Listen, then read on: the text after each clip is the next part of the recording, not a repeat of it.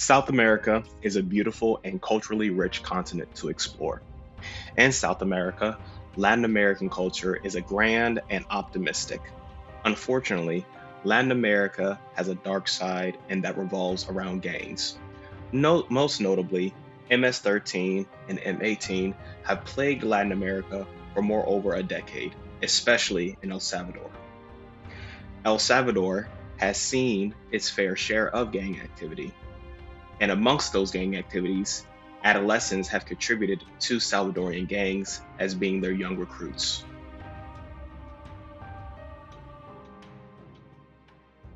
To roughly explain, M18 was formed in California during the 1960s, and the same with MS-13, but in the 1980s. During this time, the Salvadorian Civil War was in effect, and half of the population began to relocate to Los Angeles, California, due to poverty and violence. Men and children were recruited as soldiers under the Salvadorian military dictatorship and the former guerrilla rebel group, the FMLN.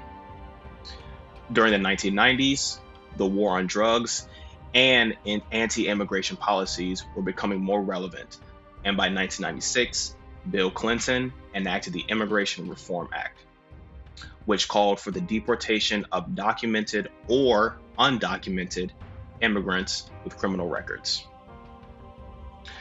Most notably, these immigrants with criminal records were part of MS-13 and M18, which called for their departure back to El Salvador.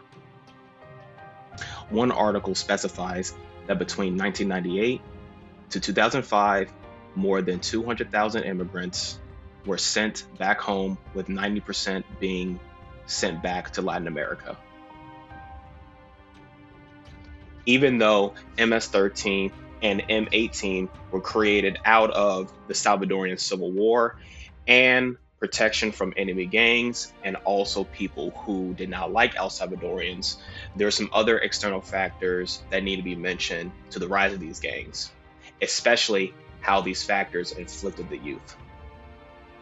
Social, physical, and environmental indifferences plagued El Salvador, such as poverty, social exclusion, poor socioeconomics, disproportional media coverage, and more drove adolescents to yearn a sense of protection and emotional support via gang life.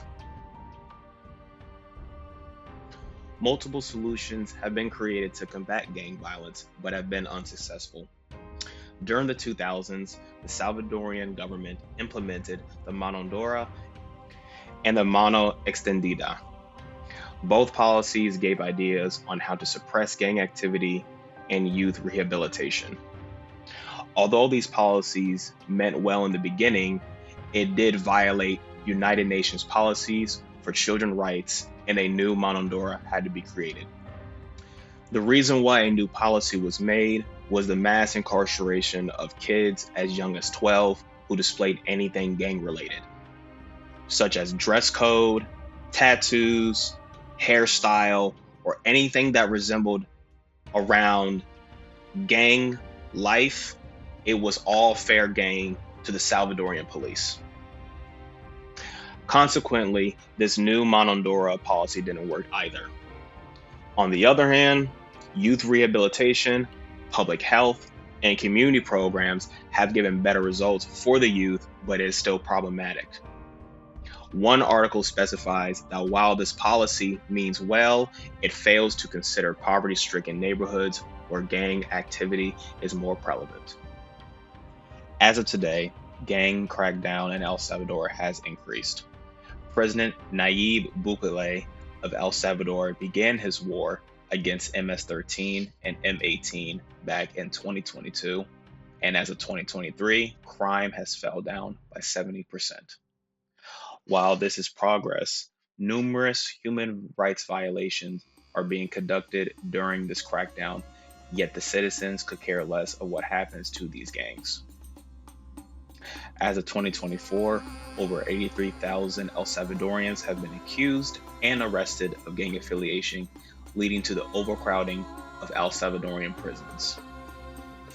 Today, the Salvadorian gang crackdown is still in effect, and El Salvador will slowly see a better future without MS-13 and M18 plaguing their streets.